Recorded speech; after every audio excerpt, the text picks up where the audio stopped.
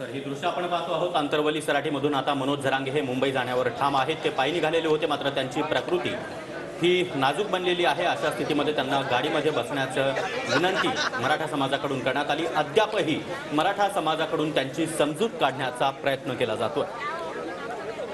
मराठा बांधव त्यांच्या गाडीच्या अवतीभोवती आहेत आणि मनोज जरांगे पाटील यांची समजूत काढण्याचा प्रयत्न केला जातोय। काही वेळापूर्वी एक महिला आणि एक मुलगी जी आहे ती मनोज जरांगे पाटील यांच्यासोबत संवाद साधत होती आणि आपल्या निर्णयाचा विचार करावा असं त्यांच्याकडून सांगितलं जात होतं। मात्र मनोज जरांगे पाटील आपल्या भूमिकेवर ठाम आहेत। आपण मुंबईला जाणार।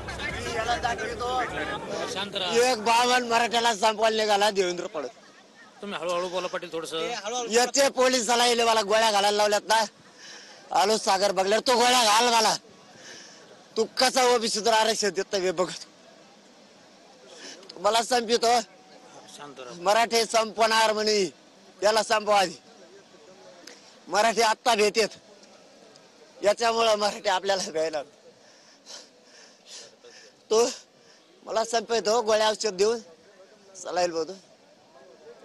तू पोलिसाकडून गोळ्या घालणार। पोलिसाला सांगतो मी निपटीतो। याचा बळी घ्या, याला मारा। मी नेटो घेतो म्हणतो। कोर्टाचा आम्ही सन्मान केलता।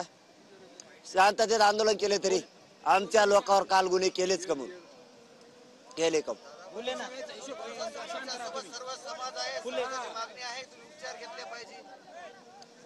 मी आता देवण परिस्थिती कसा देत नाही।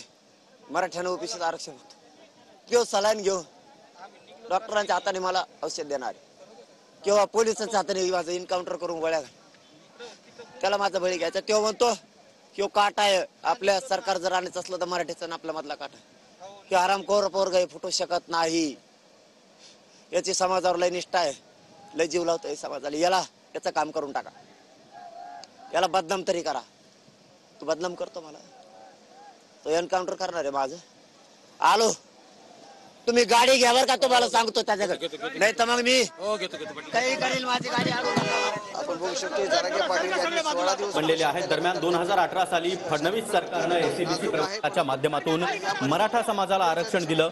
उच्च न्यायालयामध्ये ते टिकलं, मात्र महाविकास आघाडी सरकारच्या काळामध्ये सुप्रीम कोर्टात ते टिकलं नाही। यामध्ये देवेंद्र फडणवीसांचा काय दोष असा सवाल भाजपच्या नेत्यांकडून आता विचारला जातोय।